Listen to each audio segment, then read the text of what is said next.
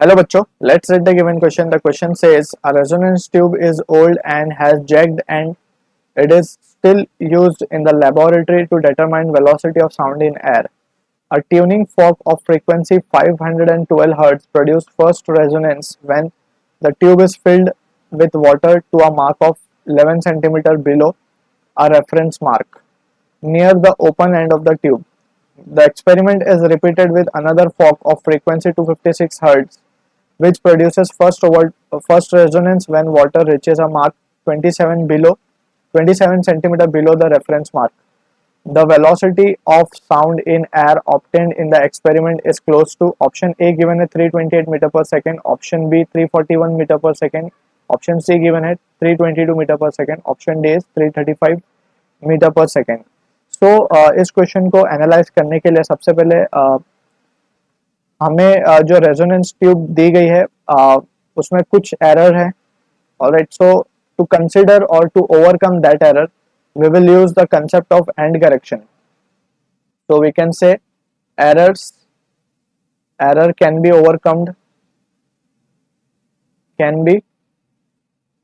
overcome using end correction E. Alright, so जहाँ पे actually में एंटीनोड्स फॉर्मेशन होता है वो ट्यूब के थोड़ा बाहर होगा. Alright, in that case end correction E.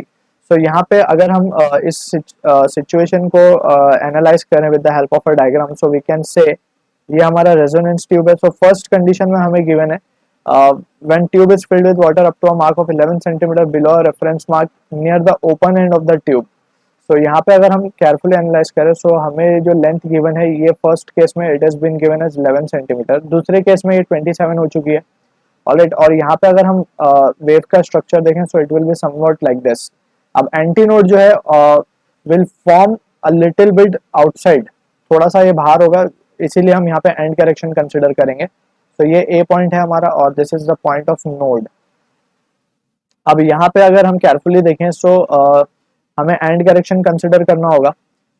Distance between node and anti node ये होता है लैम्डा बाय 4. सो हम लिख सकते हैं कि लेंथ दैट इज, अगर हम इसे कहें ये L1 लेंथ है हमारी, so L1 plus e will be equals to ये आ जाएगा हमारे पास लैम्डा बाय 4 और L1 हमारे पास 11 सेंटीमीटर है, so it will become 44 plus of 4e will be equals to lambda.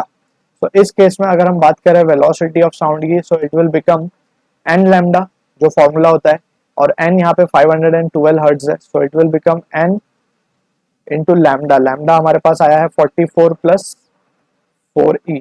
Alright, सो हम इसे कह देंगे इक्वेशन नंबर 1. सिमिलरली जो दूसरे केस के लिए हम एक्सप्रेशन फाइंड करेंगे उसे हम डिफरेंट कलर से शो कर देते हैं यहाँ पे. सो जो दूसरा सिनेरियो आएगा दैट इज सेकेंड जब हमने इसका वाटर मार्क ऊपर तक बढ़ा दिया दैट इज 27 सेंटीमीटर कर दिया. सो फर्स्ट रेजोनेंस कहीं और मिल रहा है हमें that is 27 centimetre. So for the second case we are straight away writing, यहाँ पे हम लेंथ L2 मान लेंगे. L2 plus e will be equals to lambda. अब यहाँ पे लैम्डा डैश कह देते हैं बाय 4. ऑलराइट, तो यहाँ से basically we can say length L2 जो हमें गिवन है वो है 27, so it will become 104. 4 into 27 104 plus 4e will be equals to lambda dash. So अगर हम यहाँ से again velocity of sound की बात करें, so we can say v will be equals to in this case, अब जो frequency यूज हुई थी वो थी 256, so 256 into 104 plus 4e, इसे हम कह देंगे expression number 2. So dividing 1 and 2 we can say 1 और 2 को डिवाइड करने पर जो हमें चीज मिलेगी वो होगी वी कैन से 1 विल बी इक्वल्स टू यहाँ पे 256 and 512 it will become 2 into 44 plus 4e the whole divided by यहाँ पे आ जाएगा 104 plus 4e. On solving this further हम कह सकते हैं जो ई की वैल्यू हमें मिलेगी वो होगी 5 सेंटीमीटर. ऑलराइट, सो हमें ई मिल चुका है. अब हम आइदर इक्वेशन 1 या आइदर इक्वेशन 2 में इसे सब्स्टिट्यूट करके we can get the value of velocity. So from 1 हम लिख सकते हैं फ्रॉम इक्वेशन 1 अगर हम ये वैल्यू सब्सटीट्यूट कर दें वहाँ पे, so we will become 512 into 44 plus, और 4e will become 20 plus 44 it will be 64।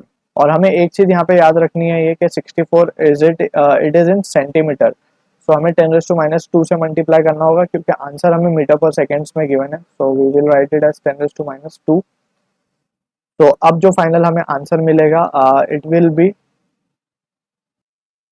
327.68 metre पर सेकेंड। सो ये क्लोज रिलेशन में है विद 328, सो हम कहेंगे ऑप्शन ए हमारा जो है करेक्ट आंसर है to this question. I hope you understood it well. All the best.